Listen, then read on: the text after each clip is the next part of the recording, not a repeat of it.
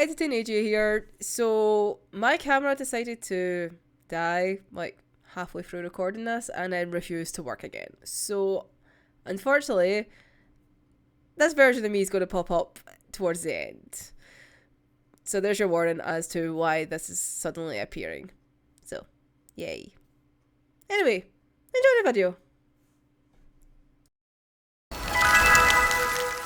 Hello everyone, it's AJ and today is the last day of 2023 and well, to end the year I thought why not talk about all the lovely manga that I read this year. So like I did last year, I'm just going to talk about all the lovely series that I read this year, whether they were brand new for this year or new, well, older ones that I just happened to start this year.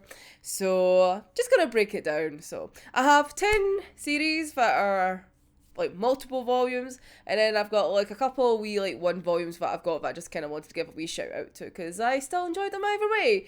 Because obviously I can't exactly just say, yes, here's a top 10 things that I read without having, well, I have other ones I want to talk about. So let's get started. So I'm going to just kind of go through the orders as I read them like throughout the year. So the first block of 10 is just, they're in order of when I got them.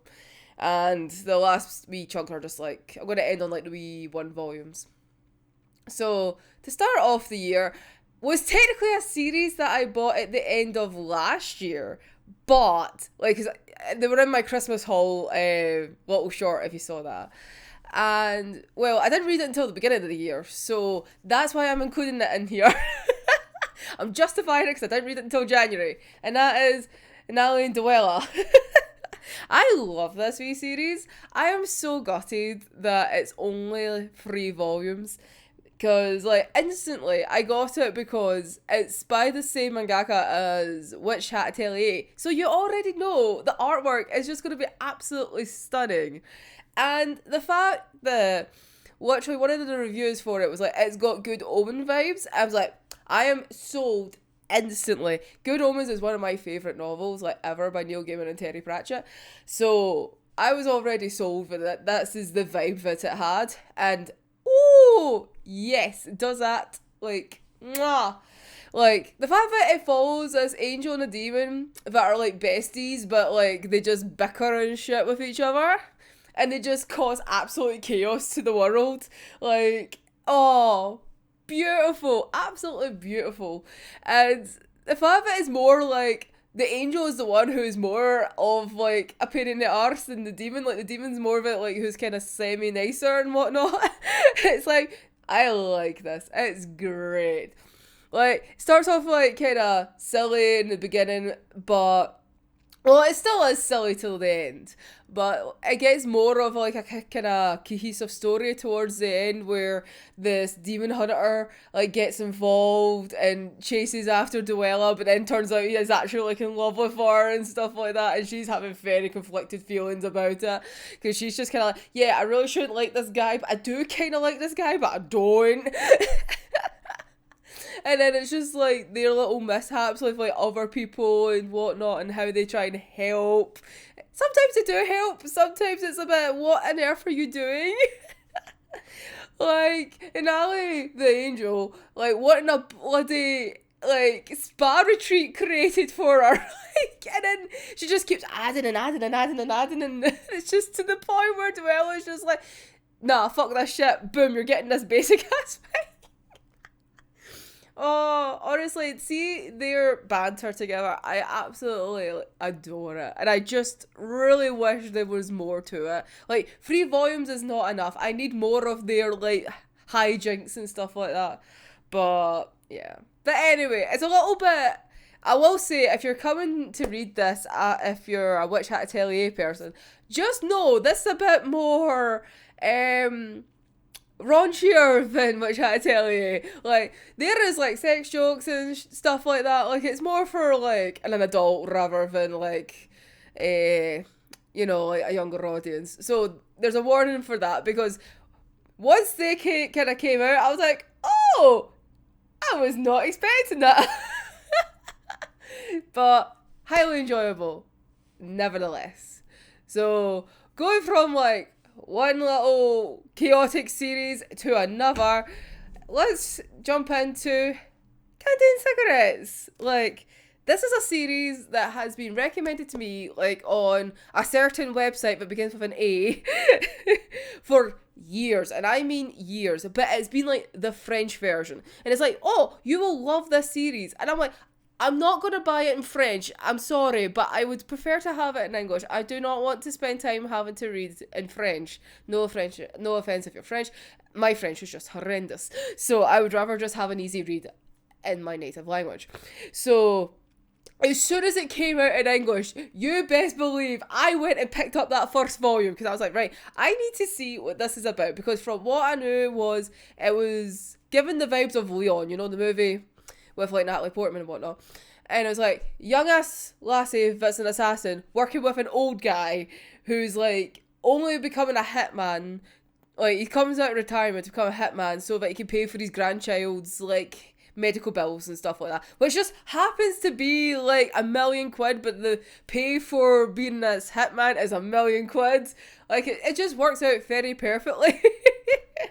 But I love this series because it's just like the hijinks between them two, like, see their banter.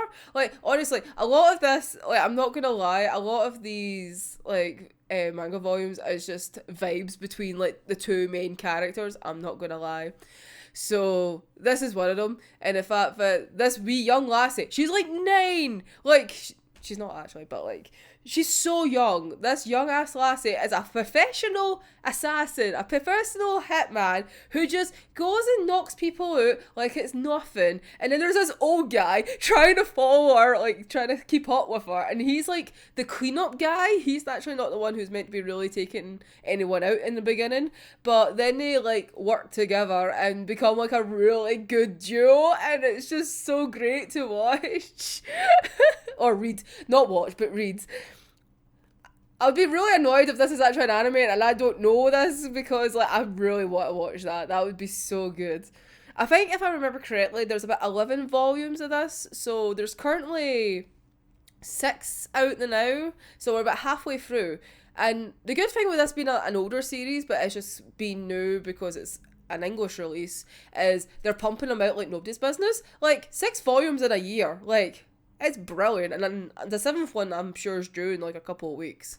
So it's very good for me in that regard, because obviously I've been wanting to try and read this for years, but I was not willing to read it in a different language.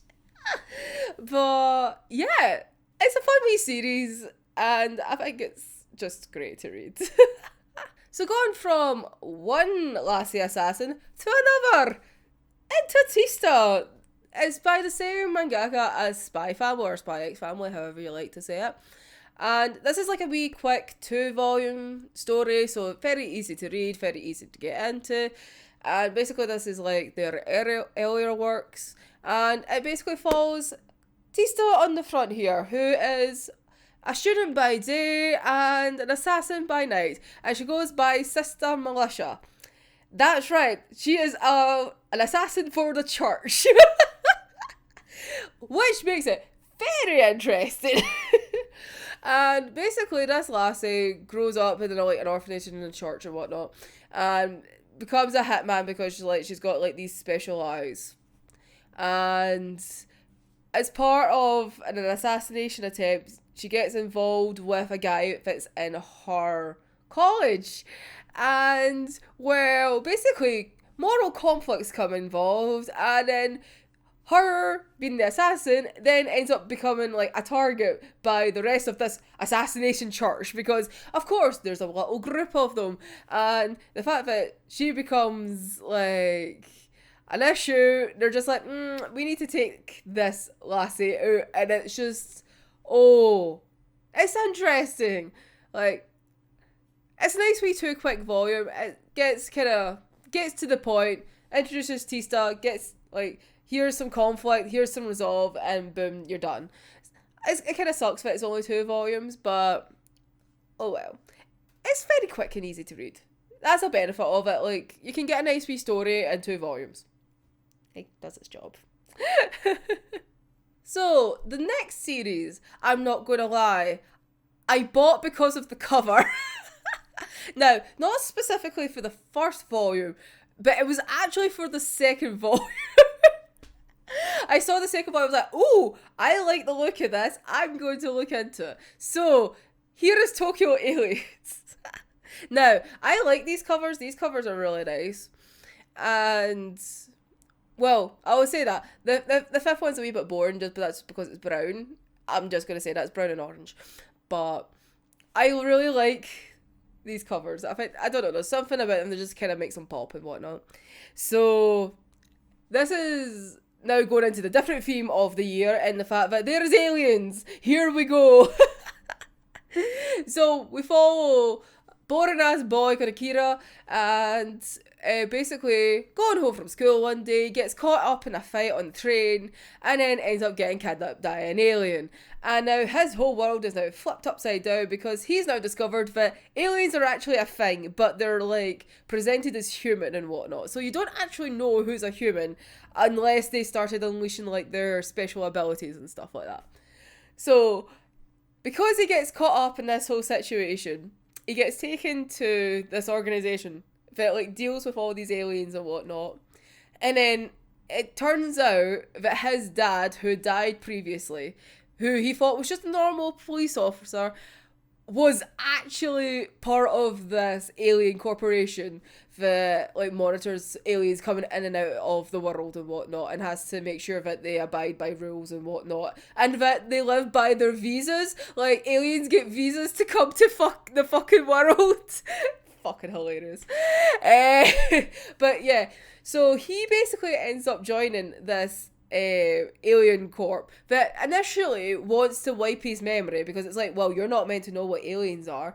But the guy who's on the second cover is like, I'm not gonna lie, it's like the whole Gojo energy of, oh, this kid is gonna get like executed, and he just goes, nah, I'm gonna take them in and make them like the best like Jujutsu sorcerer. This is kind of that vibe where this guy's just like, nah, do you know what, there's something with this wee guy, I'm gonna take him in because he's the son of this really like profound like established like hunter and whatnot. So there has to be something within him because we didn't really know much about him. And then it turns out there is. Like, so the main character is literally going about figuring out this new world, what his dad was involved with, and then what's actually up with him, because he is not a normal boy, it turns out. And everyone that he works with is not normal in the slightest. Yay! So that is just a fun series. And then, like, the aliens that they meet and whatnot are just interesting in themselves. Now we go into something a little different now. We've had a lot of like kind of action things and whatnot. So why not go into a romance? I know you're thinking, wait, what? And I'm like, I know. I actually have a shoujo romance. And it is an absolute belter of a series. So good. It's in the clear moonlit dusk. Oh my god. This series is honestly one of the highlights of my whole manga year. Like, I absolutely adore this series. It's so fucking good. Honestly, best. It's maybe not to say it's the best shoujo around, but it's my favourite shoujo of the year. Like, it's so good. It's the artwork is just stunning. Like, this is literally like a series in which the guy, like the mangaka, just flexes about how he can draw like beautiful, handsome people. Like, I'm all for it. Don't get me wrong, I'm so for it. And with 6 volumes, I just need more. I know there is more coming, but I just need them so badly. And I'm a bit slower to this because I'm sure this actually started coming out like last year or something like that. And I had seen it, but I didn't buy it until like, earlier on this year. So I'm so happy that I just took the dive and just went, do you know what, I'm just going to get into it. And I'm obsessed with it. So it follows the two princes of the school, in which one of them is actually a lassie, but because she has such like handsome masculine features and whatnot, and kind of presents herself like as a prince, like very courteous and whatnot, basically has been given the title of the school prince. And one day she bumps into the other school prince, and then from there a kind of semi-romance blossoms. And our main female prince has no experience of love and whatnot, has never had a romantic experience, has never had a boyfriend, and when getting hit on and whatnot by this guy, she has no clue what to do. And honestly, the two of them are just so hopeless, and I love them. Like, they have so many issues because they have no idea how to traverse, like, what would maybe be deemed as a proper relationship. Because the guys, like, kind of had, like, what would be the equivalent of, like, wee flings and stuff like that. He's never really truly cared or, like, really liked the lassies that he's went out with. Whereas with Okoye here, like, he does. He actually cares about her so much and gets, like, jealous and anything like that when, like, another guy's talking to her, or, like, if she wears something really nice, like, he doesn't want other guys to look at her because it's like, no, you're, like, that should only be for me kind of thing. Like, he gets a little bit possessive, but they also have a lot of miscommunications because they have no experience of, like, trying to be in a proper relationship. So there's a lot of misunderstandings. But they try and talk it out, which is nice to see. It's like, yes, they may have a lot of misunderstandings, but at least they try and work it out. But, oh, they're also very blunt as well sometimes with each other, and they don't mean to be. Because literally, like, the guy just says one time, he's just like, yes, I am jealous. And then just walks away. And then she has no idea how to take that. It's like, what do you mean you're jealous? Like, what? Oh, they're so hopeless in the love. And it's, oh, I love it. It's, honestly, just take my word for it. It's so good. Like, so good. And I'm not typically, like, a romancy person. Like, I think majority of my manga kind of shows that I don't actually have a lot of romance stories. So the fact that I'm hyping this one up to the high heavens, like, come on. Oh, I just can't wait for the other volumes. I just need them now. Now, speaking of something that really does fit into, like, my whole vibe and whatnot, it's an older series that came out, like, what was it, about 6 years ago or something like that? I really should have really looked up when it came out. But anyway, I didn't because I'm stupid. But anyway, it's the end of the year. I can get away with it. And that is Are You Alice? Now, Twisted or Alice in Wonderland is my vibe. Like, literally, my favourite game of all time is American McGee's Alice Madness Returns. Like, that is my vibe.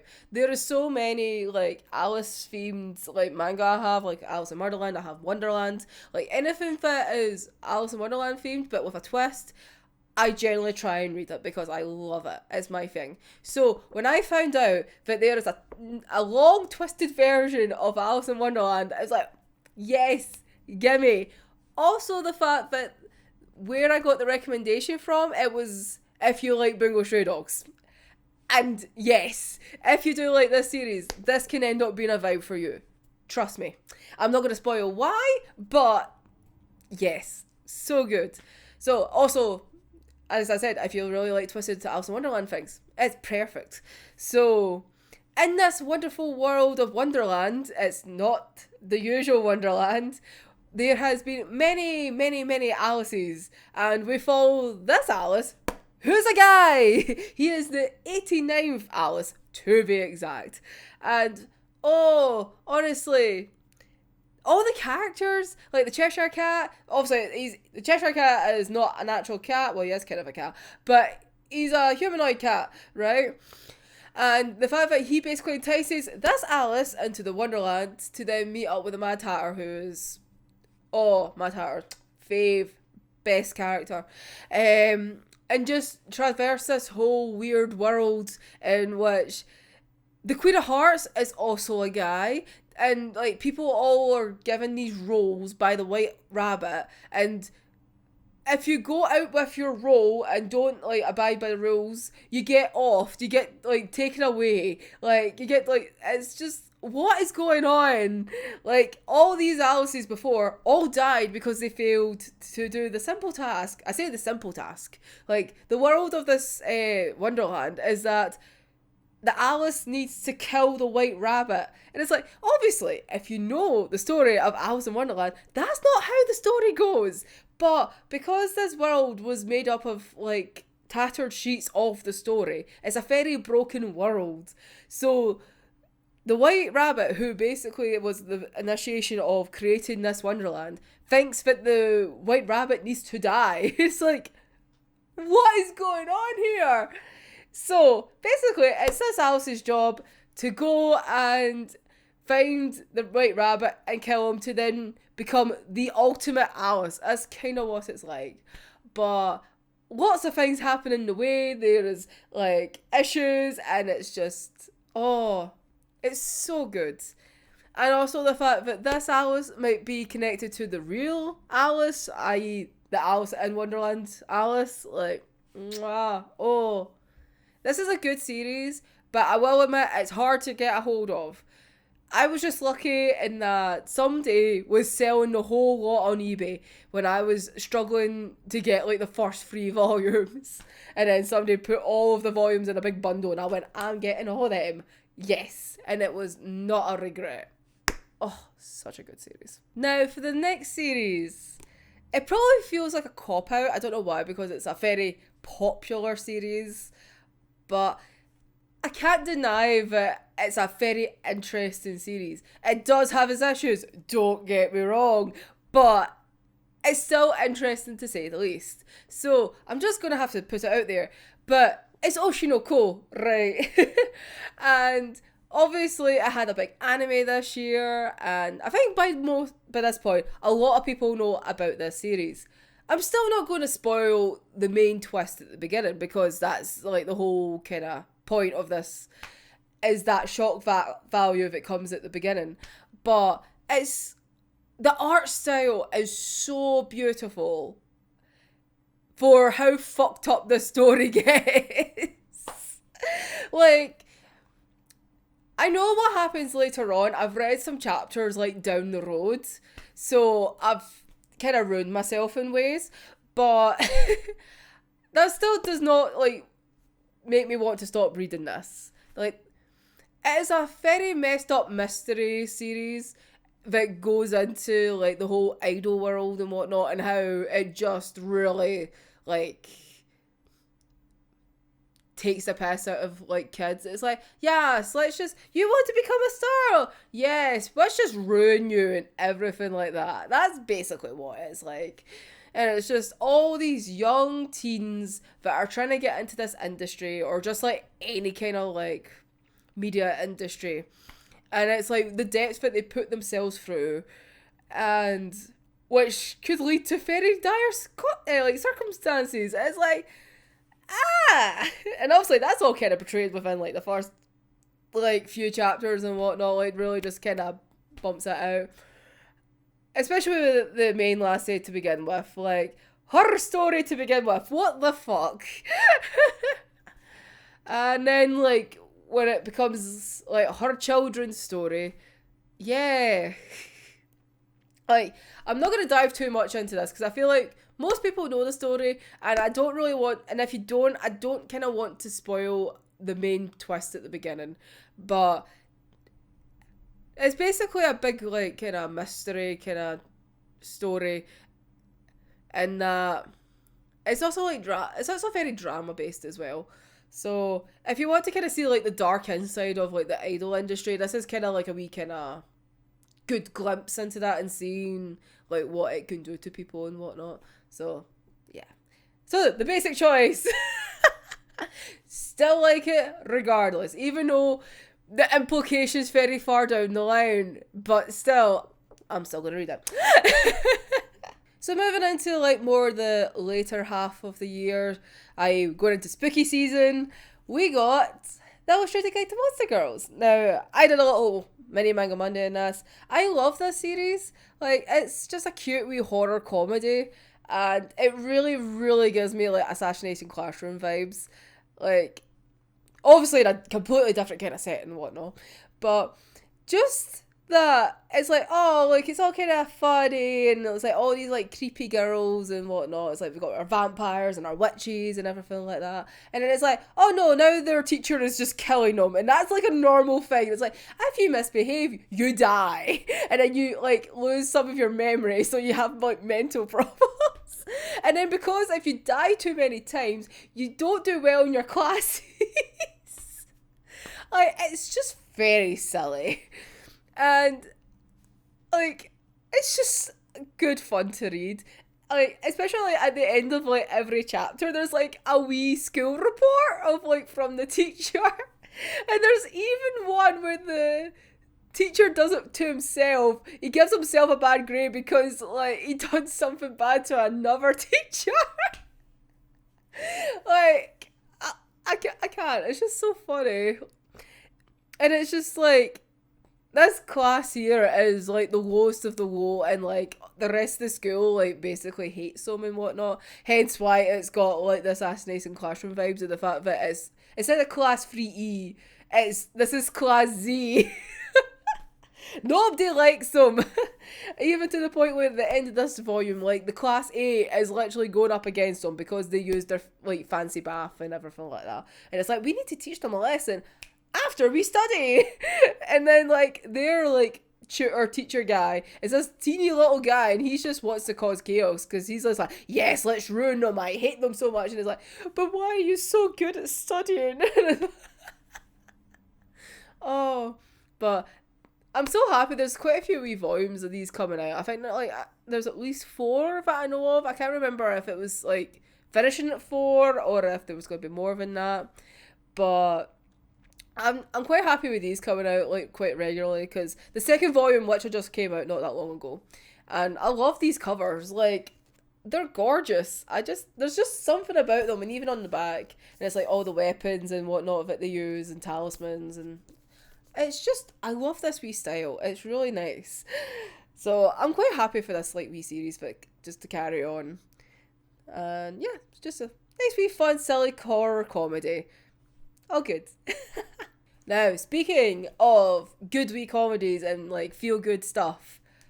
Oh, Mr. Villain's Day Off. I cannot hype this up so much. It's so good. And I know there's at least 5 volumes because I've got 3 of them ready for pre-order. Like, oh, this series is just so much fun. Like, it just involves this lovely guy here. He's a fucking alien that wants to take over the world, but we follow him on his day off, and he likes to go to the like fucking zoo to go see the pandas because he's obsessed with pandas. Ah, I love him. And then like he goes to like the convenience store and tries like ice cream and stuff like that, and he's like listening to like the wee clerk to this like, wee convenience store that he always goes to, and he tries like the recommendations. And then one of the times he gets upset because he doesn't get like a bun because then it goes out of season.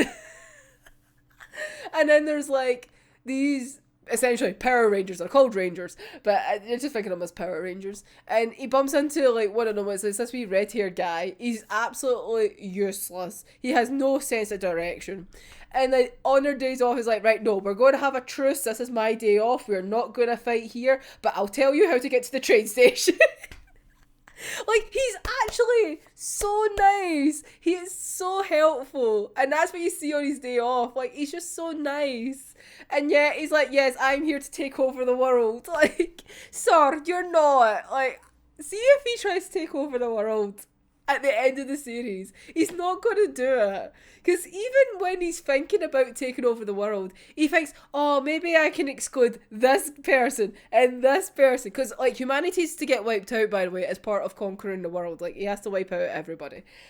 But he's like, no, pandas need to survive. Pandas are good. But then he starts, like, adding people, and it's like, oh, well, this person can stay. Like, this wee cool wee kid that comes to the zoo, like, he can stay. But he's like, no, I can't even start doing that. Oh, honestly, it's so silly, and it's just a good feel good manga, right? Oh, I love it. It's just great. This is generally like, it was a surprise how much I liked it.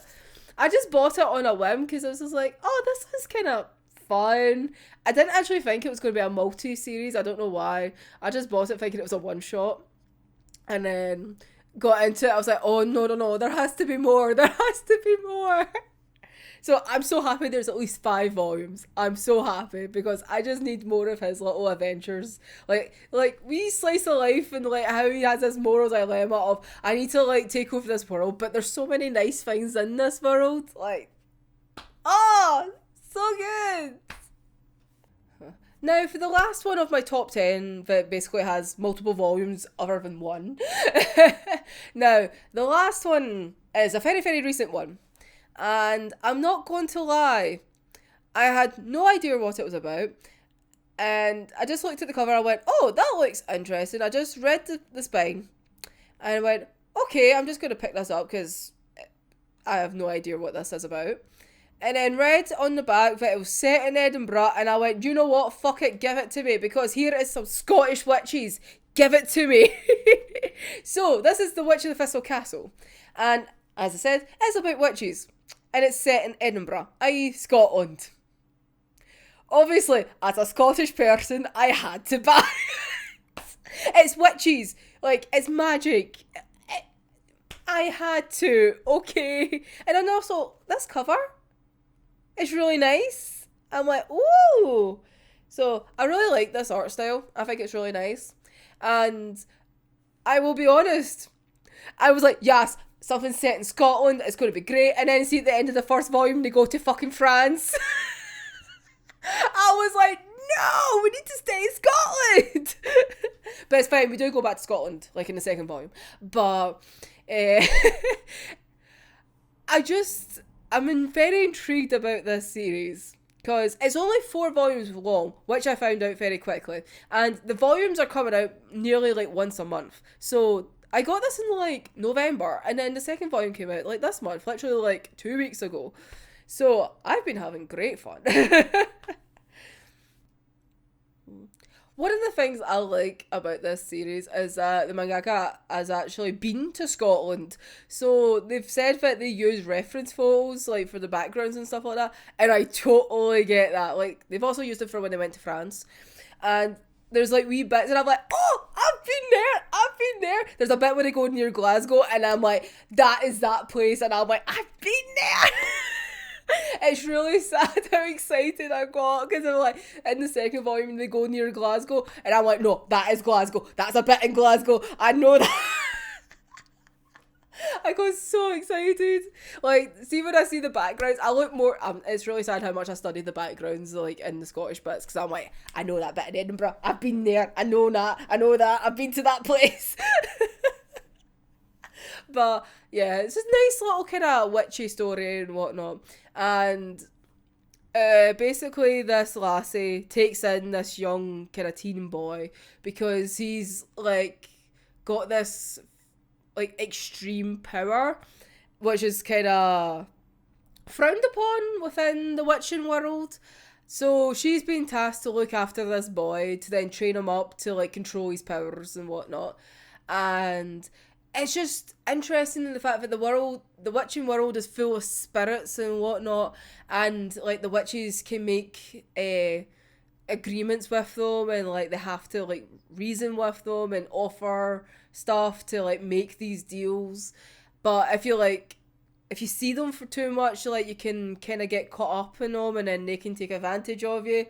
Like it's a very, very interesting world, and I'm really sad it's only 4 volumes because for what they've covered in 2 volumes, I don't know how they're going to wrap up, honestly, in 4 because I'm really invested in this world, and given what happens at the end of the second volume, which would probably take a whole 3rd volume to resolve, maybe like a volume and a half potentially, like I'm worried for how this series is going to end, I'm not going to lie, but regardless, I'm so sucked into this world. I'm so intrigued.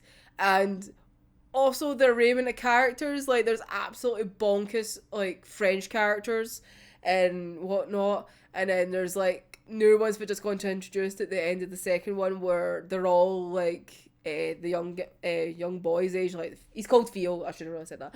Like, they're all Theo's age, and like they're all like differently in personality and whatnot. So I'm like intrigued about where it's going to go, but I'm also skeptical. I will not lie, but I'm still highly enjoying it regardless. We'll see, obviously, in the next couple of months what it'll be, because I think the 4th volume comes out in March or April maybe. So once we'll see at that point, where I'll probably do like a wee mini Manga Monday on it. But I still enjoy it regardless. So if you want, you can pick it up and see if you like it. See if you like the vibes of the first one, because I think the artwork's quite nice and whatnot. And although I can see there would be a little issue with the connection between the two main characters. I will state that. But it's not really truly confirmed or anything like that at this moment in time, but I can kind of see it happening. I will do that warning. Because I'm not going to come back here and be like, I was an idiot for like pretending that wasn't potentially a thing. Yeah. You get the gist. So that is the top 10 like manga that have multiple volumes.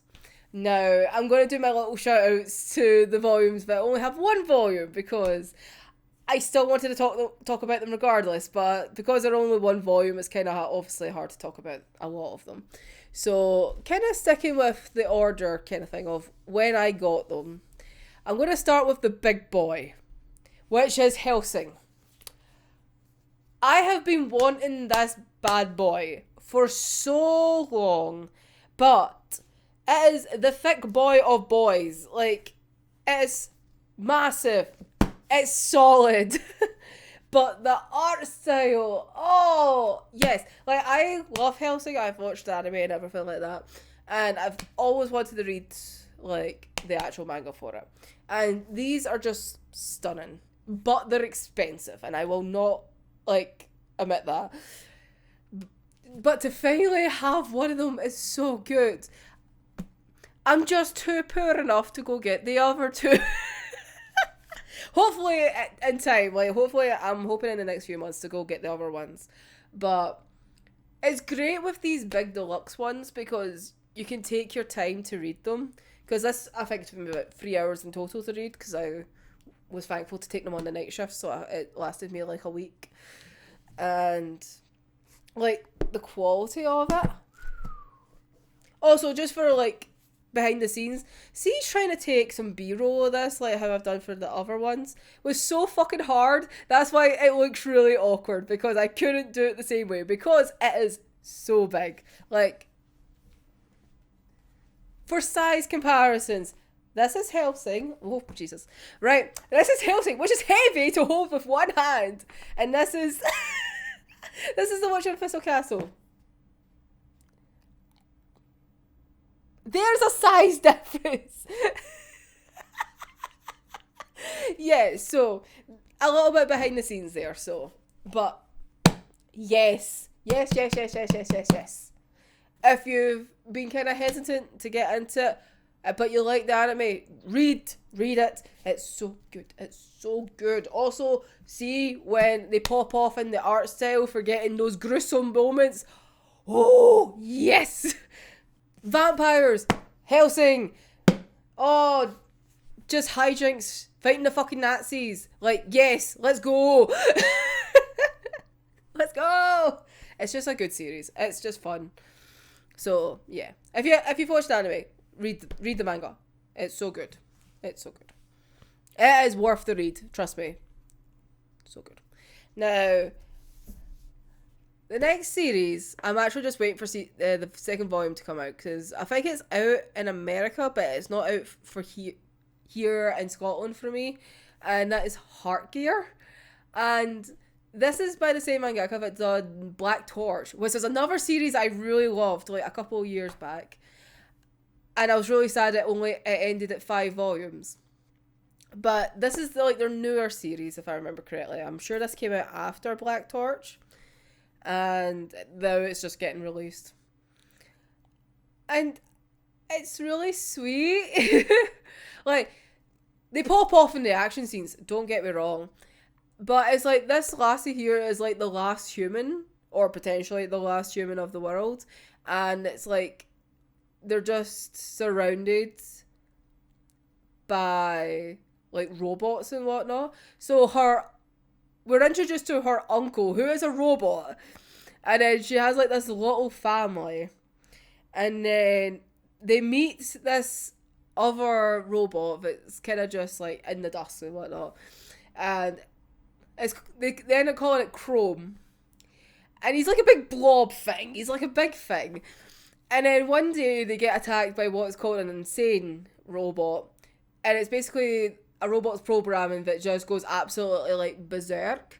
So, given that a lot of the mech that's there were built for military, most of them end up going like insane. So they're very, very violent and then try and just kill anything in sight. Doesn't matter if it's a robot or human, they just attack for killing.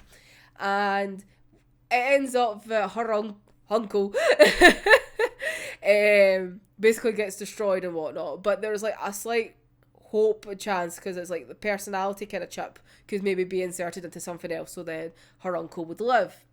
And through this, Chrome actually develops, and basically his shell breaks and becomes this person here, who then is sworn, makes it his mission to protect her and to get her uncle back.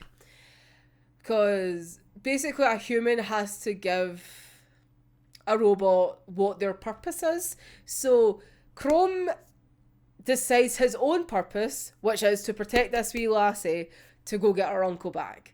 And they meet all these other people that are trying to help and whatnot. And it's just all these action scenes, and it's like an interesting world.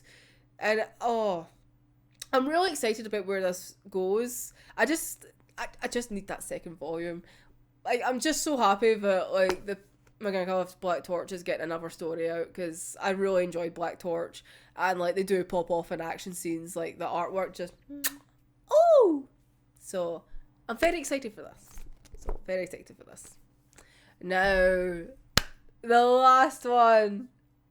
Talk about ending something on a high note, something cute, warm, fuzzy, like you can't go wrong with it, and that is Witch Hat Atelier Kitchen.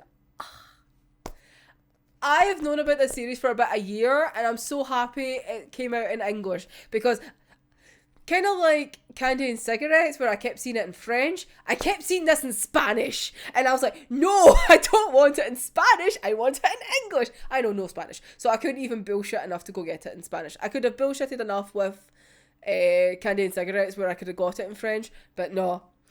But as soon as I saw that this came out in English, I was like, yes! Oh, it's so good. Like, see if you like Witch Hat Atelier, like, this is like the kind of cute wee version of it, the side. Like, this is all the happiness, all the fluff.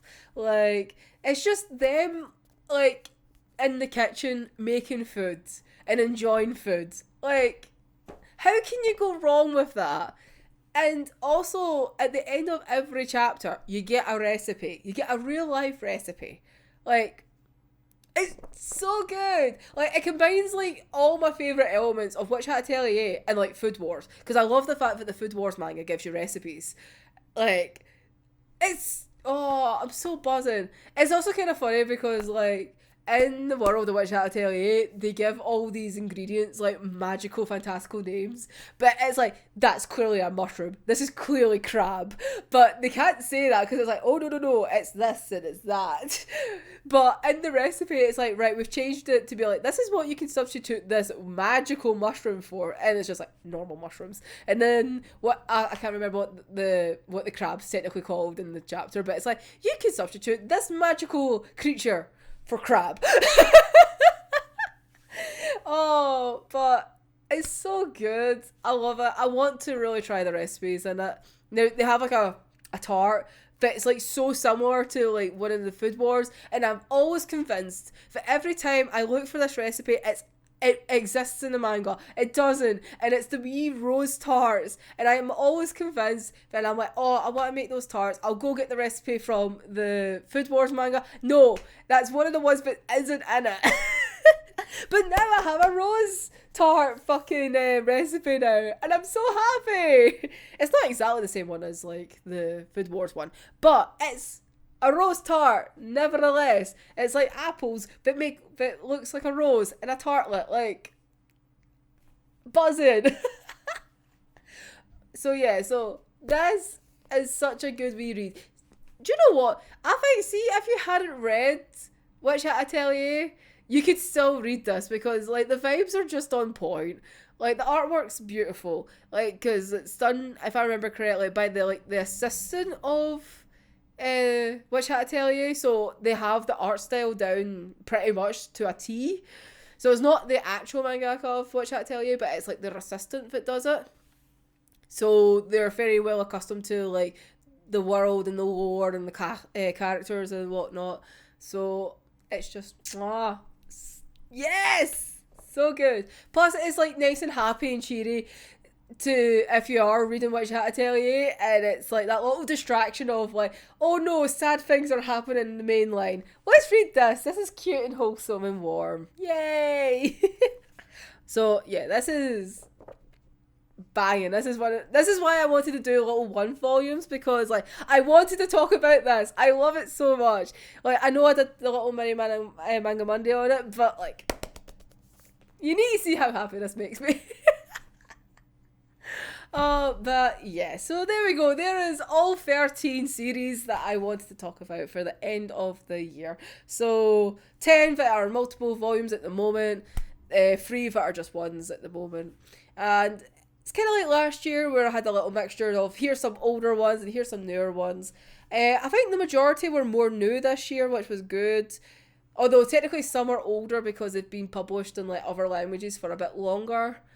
But yeah, I think it was a nice wee mix of things as well. Like I think last year most things were like in the similar kind of vibe, whereas this year I think I've done quite well in like reading lots of kind of different kind of styles. You probably don't think so yourself. You're probably thinking, nah, you're talking absolute bullshit. But I would like to think that I read some different things. Oh, but yeah, so there we go. There is my favourite reads of 2023. Let me know your wee comments down below about what you think. Also, what were your favourite things that you read? Because last year when I did this, I got some wee recommendations, which were great. I couldn't put them in here, unfortunately, because not to say I didn't enjoy them. Like, I got Camille Lejeune as a recommendation last year. I do actually have that, and I do enjoy it. And it was... I just couldn't pick everything. I'm sorry.